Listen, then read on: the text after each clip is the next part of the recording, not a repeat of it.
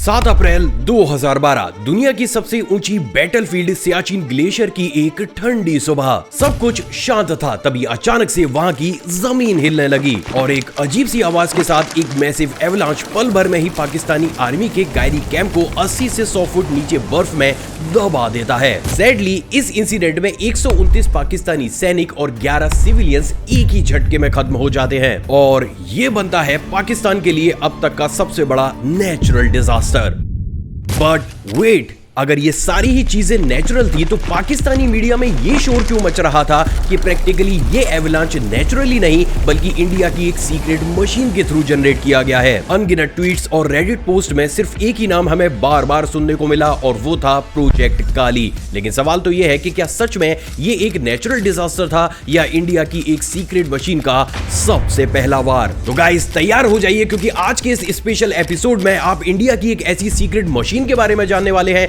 जिसके बारे में ये कहा जाता है कि ये मशीन साइंस, स्पेस और एलियंस का हम इंडियंस के बीच के कनेक्शन की जीती जागती मिसाल है।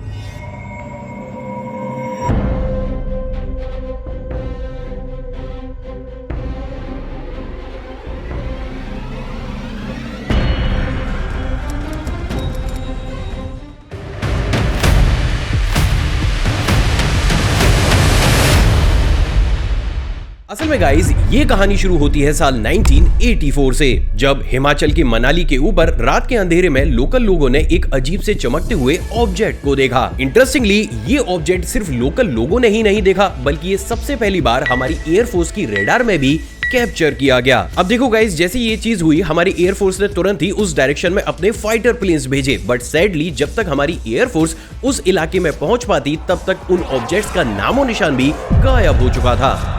अब देखो गाइस, सबसे ज्यादा इंटरेस्टिंग बात यह है कि साल 1984 के आसपास हिमालय के रीजन में इन तरीके की यूएफओ साइटिंग्स रैपिडली इंक्रीज करने लगी, जिसके बाद इन सारी ही चीजों पर इन्वेस्टिगेशन करके भाभा एटॉमिक रिसर्च सेंटर यानी कि BARC के top nuclear scientist doctor R Chidambaram को एक क्लासिफाइड फाइल सौंपी गई। इंटरेस्टिंगली उस फाइल का नाम था ऑपरेशन स्काईफॉल, जिसमें यह लिखा गया था कि इंडिया के जिस जिस एरिया में हमें यूएफओ की साइटिंग्स देखने को मिल रही हैं, वहां पर एक अजीबोगरीब सी इलेक्ट्रोमैग्नेटिक पल्स को भी रिकॉर्ड किया जाता है जो किसी भी ह्यूमन टेक्नोलॉजी से मैच नहीं करती। इंटरेस्टिंगली इस रिपोर्ट में यह भी लिखा गया था कि ये वही इलेक्ट्रोमैग्नेटिक पल्स हैं जो जब भी जनरेट होती हैं, हम इंसानों की आसपास जो भी टेक्नोलॉजी होती है वो कुछ घंटों या फिर कुछ मिनट्स के लिए भाई काम ही करना बंद कर देती है। अब देखो गाइस, जैसे ये रिपोर्ट डॉक्टर चिदम्बरम के द्वारा पढ़ी गई, उन्हें तुरंत ही आइडिया आया और उन्होंने ये सोचा कि अगर हम एनर्जी की इन पल्सेस को अच्छे तरीके से समझ लें तो हम भी प्रैक्टिकली एक ऐसी मशीन को बना सकते हैं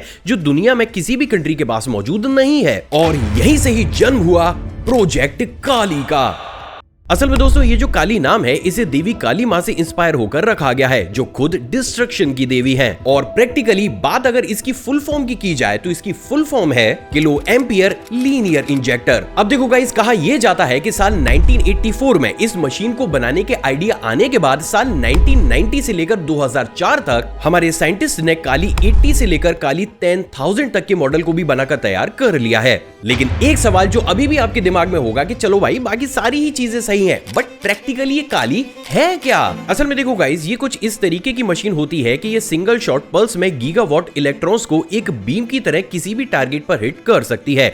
और बात अगर मैं इसकी वर्किंग की करूं तो देखो इस मशीन में ना बहुत बड़े बड़े ऐसे कैपेसिटर्स होते हैं जो कि गीगावाट पावर तक की इलेक्ट्रॉनिक बीम को जनरेट करने में इसकी हेल्प करते हैं। अब देखो, जैसे ही ये बीम किसी भी ऑब्जेक्ट के सरफेस को हिट करती है, प्रैक्टिकली ये दो हिस्सों में टूट जाती है। नंबर 1 एक्सरे और नंबर 2 माइक्रोवेव। अब देखो, जैसे ही एक्सरे किसी भी ऑब्जेक्ट या फिर इक्विपमेंट के ऊपर गिरता है, ये एक फ्लैश ब्लाइंड क्रिएट करता है। मतलब वो ऑब्जेक्ट रेडार से, कम्युनिकेशन से या फिर हर एक चीज से भाई एक ही झटके में कट ऑफ हो जाता है। जबकि वो जो माइक्रोवेव्स होती हैं वो किसी भी इक्विपमेंट, मिसाइल या फिर प्लेन के अंदर जितने भी इलेक्ट्रॉनिक चीजें होती है ना गाइस, उनके अंदर जो इलेक्ट्रॉनिक सर्किट्स होते हैं भाई उनको लिटरली एक ही सेकंड के अंदर फ्राई करने का काम करती हैं। अब सबसे ज्यादा इंटरेस्टिंग बात यह है दोस्तों कि जब ये बीम किसी भी प्लेन या फिर किसी भी चीज के ऊपर टारगेट की जाती है तो हमें आंखों से कुछ भी दिखाई नहीं देता और ना ही कानों से कुछ भी सुनाई देता है। बस इंटरनली वो प्लेन, मिसाइल या फिर सैटेलाइट बस एक ही झटके में काम करना बंद कर देती है। अब यहाँ पर एक सबसे इंटरेस्टिंग चीज मैं आपको बताता हूँ कि भाई जो ये काली मशीन है ना, इससे सिर्फ पाकिस्तान की ही पेंट गीली नहीं होती, क्योंकि प्रैक्टिकली चाइना भी आज की डेट में ये एडमिट करता है कि यस, इंडिया के पास एक ऐसा हाईटेक सीक्रेट मशीन मौजूद है जो कि एक ही झटके में किसी भी इलेक्ट्रॉनिक चीज या फिर सैटेलाइट को डैमेज कर सकती है। तो देखो गाइस, ये तो बात हो गई काली की वर्किंग की, लेकिन अभी भी एक चीज जो शायद आपके दिमाग को परेशान कर रही होगी वो ये है गाइस कि आखिर फिर इस टेक्नोलॉजी को एक्स्ट्रा टेरिटोरियल या फिर यूएफओ से कनेक्ट करके क्यों देखा जाता है। तो चलिए इस रात से भी पर्दा उठाता हूं।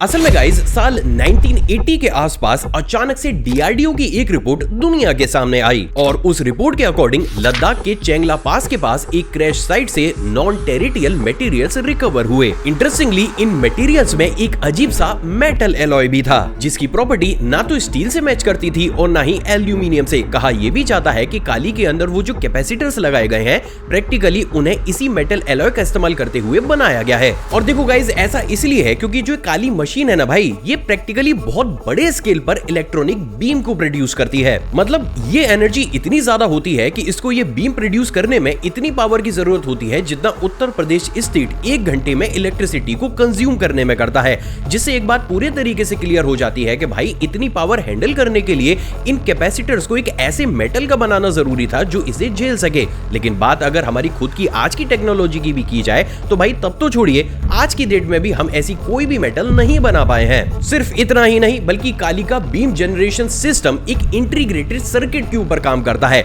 जो कि सेल्फ हीलिंग की प्रॉपर्टी को रखता है। मतलब देखो, ओवरलोड होने की सिचुएशन में ये डैमेज होने की बजाय खुद ब खुद ही रिपेयर हो जाते हैं। अब इंटरेस्टिंग बात यह है दोस्तों कि ये टेक्नोलॉजी आज की डेट में भी नासा की लैब में भाई साहब एक्सपेरिमेंटल स्टेज में है। तो अब अगर एक टेक्नोलॉजी 2025 में भी लैब के अंदर एक्सपेरिमेंटल स्टेज में है तो प्रैक्टिकली साल 1980 के आसपास हम उसी टेक्नोलॉजी का इस्तेमाल करते हुए एक सीक्रेट मशीन को बना कैसे सकते थे। और देखो गाइस, वहीं से ही क्रिएट होती है एक ऐसी मिस्ट्री जिसे शायद पास्ट इवेंट के थ्रू समझकर हम सॉल्व कर सकते हैं। असल में देखो गाइस, जब साल 1947 में रोजवेल में वो यूएफओ क्रैश हुआ था, उसके ठीक कुछ ही सालों के बाद यूएसए ने भी इन्हीं सिमिलर सर्किट्स को बनाकर तैयार किया था। इवन सीआईए की एक डीक्लासिफाइड रिपोर्ट तो कुछ ऐसे मेटा मटेरियल्स के बारे में भी बताती है जिनकी प्रॉपर्टी 90% मैच करती है काली के उन सर्किट्स से। सिर्फ इतना ही नहीं बल्कि आज की डेट में हमें हजारों ऐसी रिपोर्ट भी देखने को मिलती हैं जिसमें यह कहा जाता है कि जैसे ही हमें कोई भी यूएफओ साइटिंग्स होती है तो यूएफओ अक्सर उसके पास उड़ रहे हेलीकॉप्टर, प्लेन या फिर डिवाइस को इंटरनली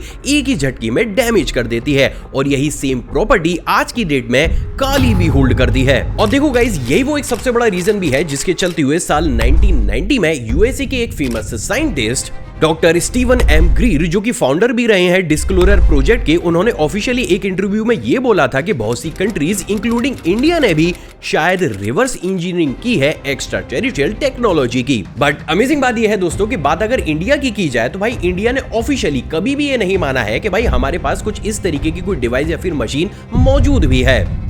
पर जब साल 2018 में लोकसभा में काली पर सवाल उठाया गया तो हमारे डिफेंस मिनिस्टर ने यह कहा कि ये एक सेंसिटिव इशू है और नेशनल सिक्योरिटी का एक मामला है, जिससे अगेन ये बात पूरी तरीके से क्लियर हुई कि काली और ये प्रोजेक्ट सिर्फ हवाई बातें नहीं है। तो अब सवाल तो ये है कि भाई अगर काली नाम की कोई भी मशीन हमारे देश भारत में अवेलेबल है तो क्या कभी इसे लोगों के सामने इस्तेमाल भी किया गया है? And the answer is yes.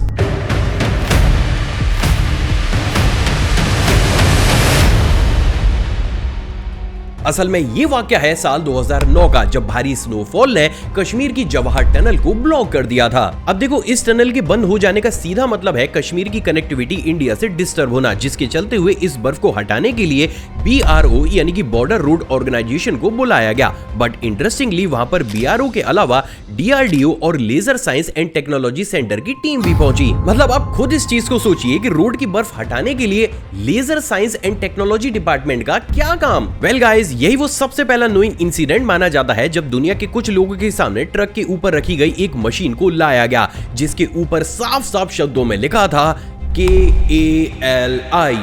Interesting बात यह है दोस्तों कि इस मशीन के थ्रू छोटी छोटी बीम के जरिए छोटे छोटे एवलांचेस को क्रिएट किया गया, जिन्होंने एक ही झटके में इस टनल को खोल कर रख दिया। और वहीं से ही इंडियन रिसर्चर्स के दिमाग में यह आइडिया आया कि अगर इस मशीन का इस्तेमाल करते हुए छोटे छोटे एवलांचेस जनरेट किए जा सकते हैं तो शायद बड़े एवलांच जनरेट करके हम हमारे पड़ोसी को भी हिला सकते हैं। और गाइस, वहीं से ही नींव रखी गई मिशन व्हाइट वॉश की, जिसकी एक छोटी सी झलक मैंने आपको इंट्रो में सुनाई थी।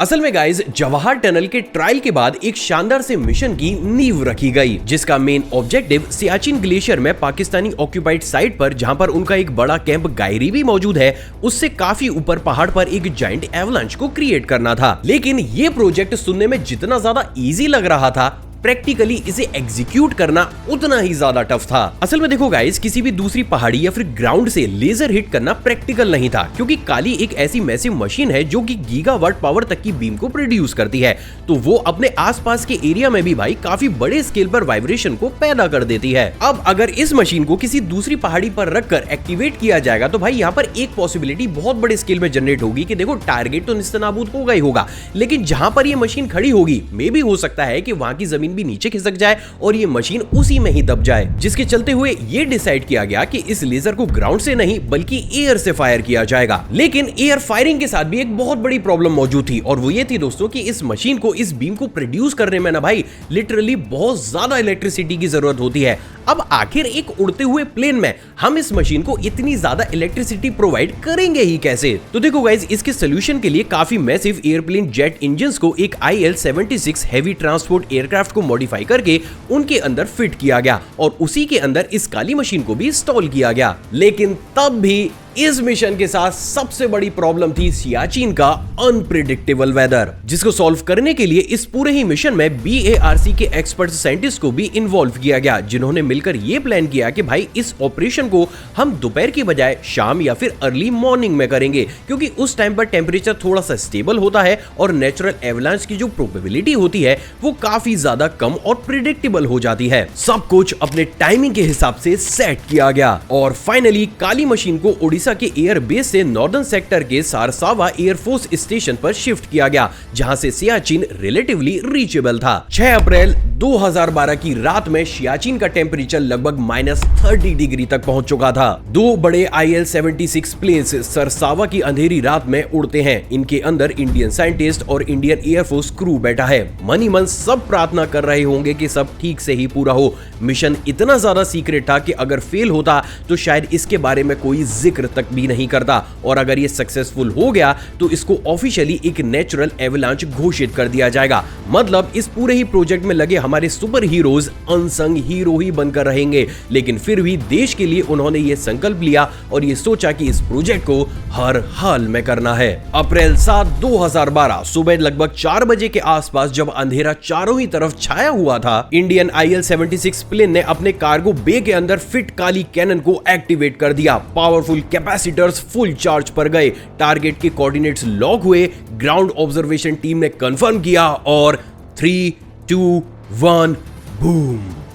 कुछ देर तक खामोशी छा गई, लेकिन उसके बाद पैदा हुआ एक ऐसा वाइब्रेशन जिसने लिटरली पूरी ही जमीन को हिलाकर रख दिया। सुबह 5:40 तक एक जायंट बर्फ का पहाड़ टूटकर खिसकना शुरू हुआ, जिसने सीधा पाकिस्तानी आर्मी के नॉर्दर्न लाइट इन्फेंट्री हेडक्वार्टर की तरफ अपने कदम बढ़ाए। लाखों टन बर्फ 300 किलोमीटर पर आवर की स्पीड से नीचे की तरफ गई।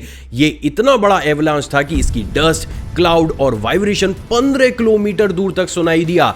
पाकिस्तानी कैंप में अफरा तफरी मच गई, रेडियो केओस शुरू हुआ, एवलांच एवलांच। उन्होंने शायद ये ट्राई किया कि वो अपने ट्रूप्स को बताएं और उनको सेव कर सकें, बट कुदरत की ये मार इतनी ज्यादा तेज थी कि किसी को संभलने तक का भी मौका नहीं मिला।